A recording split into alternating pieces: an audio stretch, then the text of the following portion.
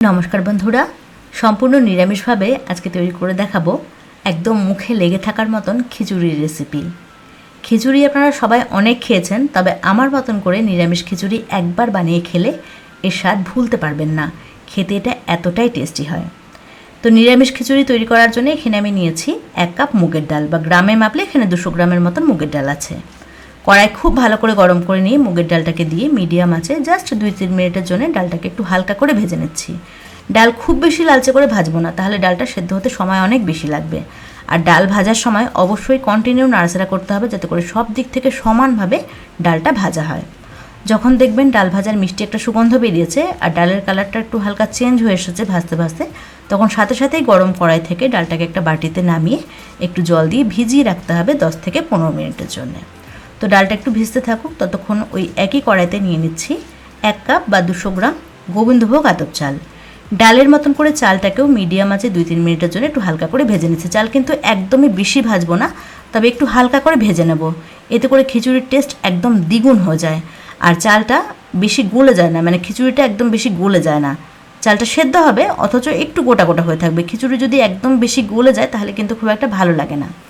তো চাল এখানে আমার ভাজা হয়ে গেছে। আমি আবারও বলছি, চালটাকে খুব বেশিক্ষণ ভাজবেন না, মিডিয়াম আছে জাস্ট 2-3 মিনিটের জন্য একটু হালকা করে ভেজে নেবেন। তো চাল ভাজা হয়ে গেছে। এবার গরম কড়াই থেকে সাথে সাথেই চালটাকে একটা বাটিতে নামিয়ে ভালো করে ধুয়ে নিচ্ছি। খুব আলতো হাতে ডলে ডলে মোটামুটি 2-3 বার জল পাল্টে পাল্টে চালটাকে ভালো করে ধুয়ে নিয়ে জল ঝরিয়ে রেখে দেবো 10-15 মিনিটের জন্য। চালটা কিন্তু জল দিয়ে ভিজিয়ে রাখার কোনোই দরকার নেই, কারণ গোবিন্দভোগ আতপ চাল এমনিতেই খুবই নরম আর খুবই সহজে সেদ্ধ হয়ে যায়। তো চাল ভালো করে ধুয়ে জল ঝরিয়ে আমি এক সাইড করে রেখে দিলাম। ডালটা ভিজছিল মোটামুটি 10-15 মিনিট হলো। এবার ডালটাকেও ভালো করে পরিষ্কার করে আমি ধুয়ে নিচ্ছি। চাল আর ডাল ভালো করে ধুয়ে নিয়েছি, এরকমভাবে রেখে দেবো 10-15 মিনিটের জন্য, যাতে করে চাল আর ডালের মধ্যে যেটুকু জল আছে সেটা চাল আর ডাল সোক করে নেয় আর চাল আর ডাল একটু নরম হয়ে যায়। এদিকে একটা কড়াই বসিয়ে দিয়েছি, আর খিচুড়ি রান্না করার জন্য কড়াইতে নিয়ে নিয়েছি 2 টেবিল চামচ সর্ষের তেল। খিচুড়ি সবসময় সর্ষের তেল দিয়ে রান্না করবেন, তাহলে কিন্তু খিচুড়ি দারুণ টেস্টি হবে। তেল ভালো করে গরম করে নিয়ে তেলের মধ্যে খুবই সামান্য পরিমাণে একটুখানি হলুদ আর 1/2 চামচ নুন মিশিয়ে নিয়ে প্রথমেই দিয়ে দিচ্ছি বেশ বড় বড় করে কেটে রাখা আলু। আলু যেহেতু সেদ্ধ হতে সময় একটু বেশি লাগে বা আলু একটু শক্ত সবজি, সেজন্য প্রথমে আলুটাকে ভেজে নিচ্ছি। মিডিয়াম আছে 3-4 মিনিটের জন্য আলু আমি ভেজে নিয়েছি। আলু কিন্তু ঢাকা দিয়ে ভাজিনি। আলুর কালারটা একটু হালকা চেঞ্জ হয়ে এসেছে। এবার এখানে দিয়ে দিচ্ছি ডুমো ডুমো করে কেটে নেওয়া গাজর আর মাঝারি পিস করে কেটে নেওয়া ফুলকপি। ফুলকপিটাকে কেটে নিয়ে গরম জল দিয়ে ভালো করে আমি ধুয়ে নিয়েছিলাম। সব কিছুকে ভালো করে একসাথে মিশিয়ে নিচ্ছি। মিডিয়াম টু লো হিটে মোটামুটি 3-4 মিনিটের জন্য একটু ঢাকা দিয়ে আলু, ফুলকপি আর গাজর খুব ভালো করে ভেজে নেব। সবজিগুলোকে ভালো করে ভেজে নিলে সবজির কাঁচা ভাবটা একদমই চলে যাবে আর খিচুড়ির টেস্টও কিন্তু দ্বিগুণ হয়ে যাবে। তো এখানে আলু, ফুলকপি আর গাজর খুব ভালো করে ভেজে নিয়েছি। এবার এখানে দিয়ে দিচ্ছি 1 ইঞ্চি মাপ করে কেটে নেওয়া বিনস। বিনসটাকে দিয়ে আর বেশিক্ষণ ভাজবো না, কারণ বিনস যেহেতু খুবই নরম সবজি, সহজে সেদ্ধ হয়ে যায়, সেজন্য বিনসটাকে দিয়ে মিডিয়াম আছে ঢাকা ছাড়াই 2-3 মিনিটের জন্য ভেজে নিয়েছি। তো এখানে আমার সব সবজি খুব ভালো করে ভাজা হয়ে গেছে। আর ভাজতে ভাজতে দেখুন আলুটা কিন্তু প্রায় 40 থেকে 50% সেদ্ধ হয়ে গেছে। ঠিক এইরকমভাবে ভালো করে সবজিটাকে ভেজে নেবেন। তো সবজি ভাজা হয়ে গেছে। এবার তেলটাকে ভালো করে ঝরিয়ে নিয়ে সবজিটাকে একটা অন্য পাত্রে আমি তুলে রাখছি। সবজি ভাজার পরে কড়াইয়ে যেটুকু তেল আছে তার মধ্যে দিয়ে দিচ্ছি আরও 1/2 চামচ মতো সর্ষের তেল। তেল গরম হয়ে গেছে। ফোড়নের জন্য দিচ্ছি সামান্য পরিমাণে একটুখানি হিং, 2টো তেজপাতা, একটা শুকনো লঙ্কা, একদম ছোট 2 টুকরো দারচিনি আর 3টে ছোটো এলাচ। এলাচের মুখটাকে ফাটিয়ে নিয়েছিলাম। মিডিয়াম আছে 30 থেকে 40 সেকেন্ডের জন্য ফোড়নটাকে ভেজে নিচ্ছি। তো ফোড়নটা চলে এসেছে, খুব মিষ্টি একটা সুগন্ধ বেরিয়েছে।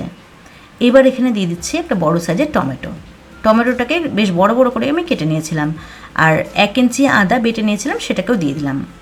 টমেটো আর আদা মিনিট খানেকের জন্য মিডিয়াম আঁচে কষিয়ে নিচ্ছি।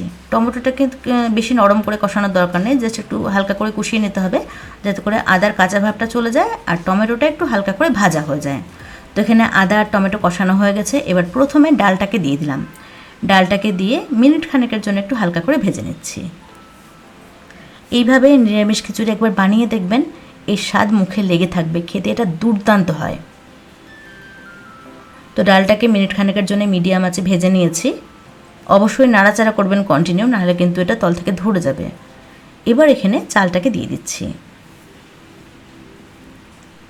সব মশলা দিয়ে দেবো। তো প্রথমে দিয়ে দিলাম হলুদ, 1 চামচ হলুদ দিয়েছি। তার সাথে দিয়ে দিচ্ছি 1 চামচ জিরে গুঁড়ো, আর 1 চামচ নুন। নুন কিন্তু আরও লাগবে, তো এখানে আমি 1 চামচ নুন দিলাম, পরে আবার আমরা নুনের ব্যবহার করব। এবার সব কিছুকে ভালো করে একসাথে মিশিয়ে নিয়ে চাল আর ডাল 2-3 মিনিটের জন্য মিডিয়াম আঁচে একটু হালকা করে ভেজে নিচ্ছি।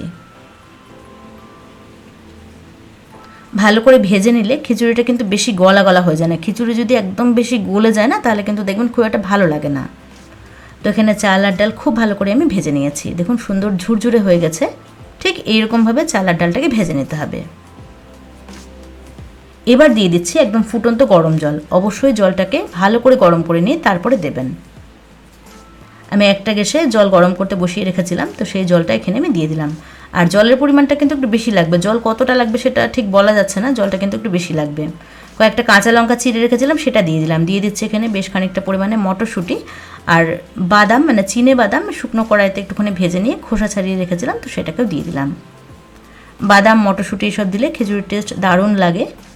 তো সব কিছুকে ভালো করে একসাথে মিশিয়ে নিয়ে মিডিয়াম টু হাই হিটে 10 মিনিটের জন্য ঢাকা দিয়ে রান্না করতে হবে। 10 মিনিট পরে ঢাকনাটাকে খুলে নিচ্ছি। দেখুন জলটা কিন্তু বেশ অনেকটাই টেনে এসেছে। জল এখানে আরও লাগবে, তো অবশ্যই গরম জল ব্যবহার করব, ঠান্ডা জল কিন্তু একদম দেব না। এবার এখানে ভেজে রাখা সবজিগুলোকে দিয়ে দিলাম। সব কিছুকে ভালো করে একসাথে মিশিয়ে নিচ্ছি। গরম জল দিয়ে দিচ্ছি বেশ খানিকটা পরিমাণে। জলটা একটু আন্দাজ মতন দিতে হবে, আপনারা নিজেই বুঝতে পারবেন যে কতটা জলের ব্যবহার করতে হবে। আর জল কিন্তু একবারে দেবেন না, বারবার করে গরম জল ব্যবহার করবেন। ভালো করে সব কিছুকে মিশিয়ে নিয়েছি। আমি নুন টেস্ট করে দেখেছি আমার নুন লাগবে, তো এখানে আমি স্বাদ অনুযায়ী নুন দিয়ে দিলাম। আর দিয়ে দিচ্ছি 1 চামচ মতন চিনি। যেহেতু এটা নিরামিষ খিচুড়ি, অবশ্যই একটু মিষ্টি মিষ্টি হবে, সেজন্য কিন্তু চিনিটা দিতেই হবে। এবার সব কিছুকে ভালো করে একসাথে মিশিয়ে নিয়ে মিডিয়াম আঁচে ঢাকা দিয়ে রান্না করব, মানে যতক্ষণ সবজি চাল ডাল ভালো করে সেদ্ধ না হচ্ছে ততক্ষণ পর্যন্ত রান্না করব। মোটামুটি 20 থেকে 25 মিনিট সময় লাগবে এটা ভালো করে সেদ্ধ হতে। মধ্যেখানে কিন্তু নাড়াচাড়া করতে হবে, একটু লক্ষ্য রাখতে হবে তল থেকে যাতে ধরে না যায়। এই পর্যায়ে দেখুন চাল ডাল সব সবজি খুব ভালো করে সুসিদ্ধ হয়ে গেছে। আর চাল ডাল কিন্তু সেদ্ধ হয়েছে, তবে একদমই ঘাটা ঘাটা হয়ে যায়নি। এবার একটা তড়কা বা ফোড়ন আমরা তৈরি করব। তার জন্য এখানে একটা প্যানের মধ্যে দিয়ে দিচ্ছি 1 টেবিল চামচ ঘি।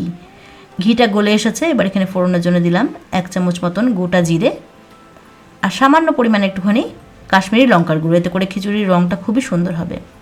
ফোড়নটাকে কয়েক সেকেন্ড একটু ভেজে নিচ্ছি। হয়ে গেছে ফোড়নটা ভাজা, খুব মিষ্টি একটা সুগন্ধ বেরিয়েছে জিরে ভাজার। এবার এই ফোড়নটাকে গরম খিচুড়ির মধ্যে দিয়ে দিলাম। 1/2 চামচ গরম মশলার গুঁড়ো দিয়ে দিলাম। এবার সব কিছুকে ভালো করে এর সাথে মিশিয়ে নিয়ে গ্যাসের ফ্লেম অফ করে এটাকে ঢাকা দিয়ে রাখবো 10 মিনিটের জন্য। তারপরে এটা পরিবেশন করার জন্য কিন্তু একদম রেডি হয়ে যাবে। আলুর দম বা লাবড়ার সাথে এটা খেতে অসাধারণ লাগে। ব্যাস তৈরি হয়ে গেল সম্পূর্ণ নিরামিষভাবে সবজি দিয়ে খিচুড়ি। এটা আপনারা ঠাকুরের ভোগের জন্যও কিন্তু নিবেদন করতে পারেন। তো কেমন লাগলো আজকের এই নিরামিষ খিচুড়ির রেসিপি সেটা অবশ্যই কমেন্টস করে জানাবেন। আর ভিডিও ভালো লাগলে একটা লাইক করবেন আর চ্যানেলটাকে সাবস্ক্রাইব করবেন।